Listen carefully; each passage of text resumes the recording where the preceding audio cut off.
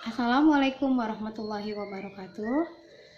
Perkenalkan, nama saya Dahliatul Syadiah, kelas B11, PAG PAUD tahun 2019.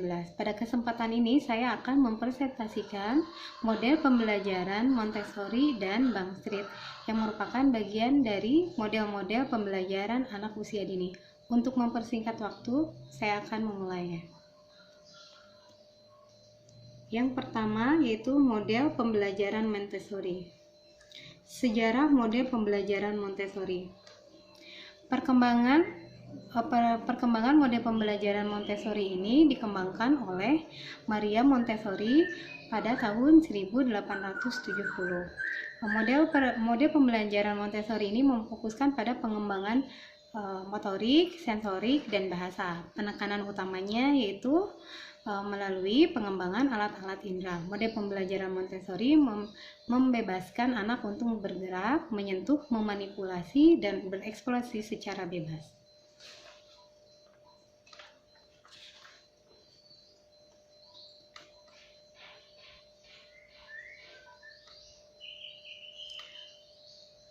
Model pembelajaran Montessori menekankan pada 3 hal. Yang pertama yaitu pendidikan sendiri. Pendidikan sendiri atau pedosentris, menurut Montessori, anak-anak memiliki kemampuan alamiah untuk berkembang sendiri. Yang kedua yaitu masa peka. Masa peka adalah masa yang sangat penting dan dalam perkembangan seorang anak. Ketika masa peka datang, maka anak harus segera difasilitasi dengan alat-alat permainan yang mendukung aktualisasi potensi yang dimiliki. Yang ketiga adalah kebebasan. Model pembelajaran Montessori memberikan kebebasan kepada anak untuk berpikir, berkarya, dan menghasilkan sesuatu. Berikutnya, langkah-langkah pembelajaran dalam Montessori menurut Anita Yus. Terdapat 3 langkah. Yang pertama, langkah menunjukkan, langkah mengenal, dan langkah mengingat. Ketiga langkah itu bisa diimplementasikan dalam kegiatan mengenal warna yang melalui media kertas lipat, di mana guru menunjukkan berbagai jenis warna itu kepada murid. Dan yang kedua yaitu langkah mengenal, di mana kertas yang diacak-acak, kemudian guru meminta kepada siswa untuk mengambil warna tersebut. Misalnya, ambillah warna merah, ambillah warna kuning. Terus yang ketiga adalah langkah mengingat, di mana kertas yang dikacaukan tersebut kemudian guru ambil dan meminta kepada siswa untuk menyebutkan warna apa. Berikutnya yaitu prinsip-prinsip model pembelajaran Montessori.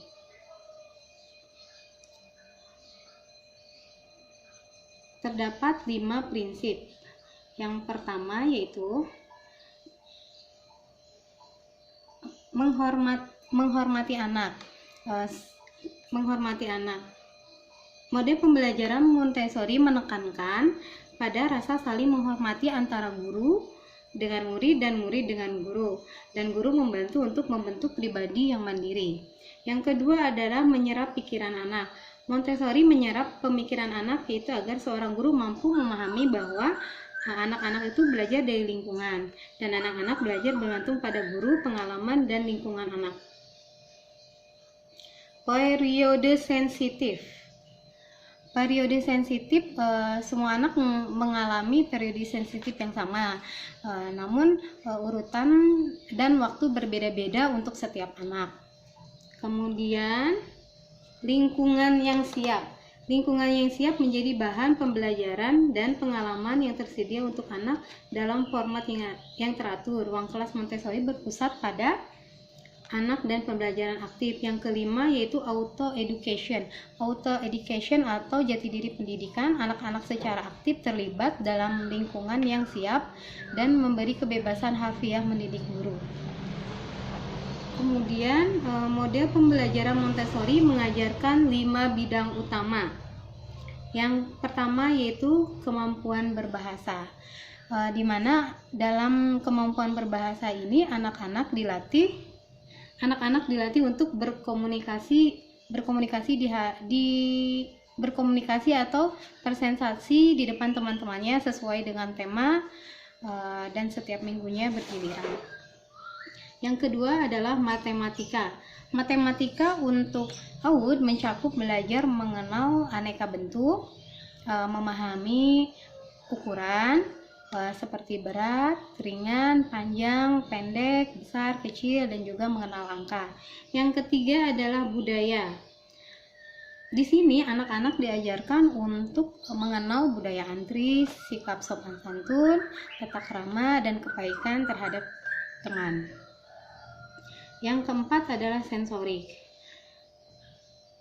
Anak-anak diperkenalkan dengan mainan yang melatih indera sensorik, misalnya botol sensorik, bermain pasir, kacang-kacangan, puzzle, dan lain sebagainya. Yang kelima yaitu kehidupan sehari-hari. Anak-anak diajarkan berbagai keterampilan dalam keterampilan yang membuatnya menjadi balita yang mandiri, seperti belajar memakai kaos kaki sendiri, memakai baju sendiri, belajar makan sendiri. Yang kemudian yang kedua yaitu model pembelajaran Bangsrit, sejarah dan evolusi. Bangsrit Quality Education dirancang sebagai arena belajar anak untuk merencanakan praktik pengajaran yang membantu pertumbuhan dan perkembangannya. Menurut Michelle, sekolah yang akan membantu pertumbuhan anak harus berdasarkan pada pengetahuan yang lebih banyak tentang bagaimana anak belajar, bagaimana mengembangkan minat mereka, dan bagaimana mengenalkan konsep serta pengetahuan dengan cara-cara yang masuk akal bagi anak-anak. Prinsip-prinsip model pembelajaran Bangsrit. Yang pertama, pendekatan. Pendekatan model Bangsrit merupakan pendekatan student approach, yaitu berpusat pada anak karena anak merupakan pembelajar, pencoba, penjelajah, dan artis yang aktif. Selain student approach juga ada pendekatan kurikulum, pendekatan dunia di mana melibatkan keluarga, masyarakat, serta lingkungan sekitar. Yang kedua adalah strategi. Strategi lingkungan sekolah Bangsrit dirancang untuk mendorong anak melakukan penemuan dan membantu anak untuk memaknai sesuatu. Yang ketiga adalah metode. Metode yang digunakan Bangsrit yaitu metode observasi, diskusi, bermain drama, percobaan material, sumber daya, lingkungan sekitar. Yang keempat adalah model.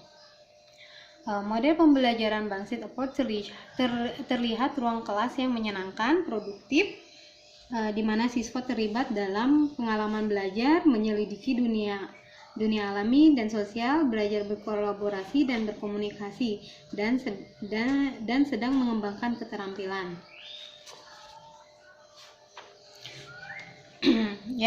Dan yang terakhir adalah langkah-langkah model pembelajaran Bangsrit. Yang pertama yaitu pengamatan alam dan lingkungan. Yang kedua adalah keterampilan. Yang ketiga adalah kolaborasi. Yang keempat adalah komunikasi. Demikianlah presentasi kali ini. Mohon maaf apabila ada kekurangan. Assalamualaikum warahmatullahi wabarakatuh.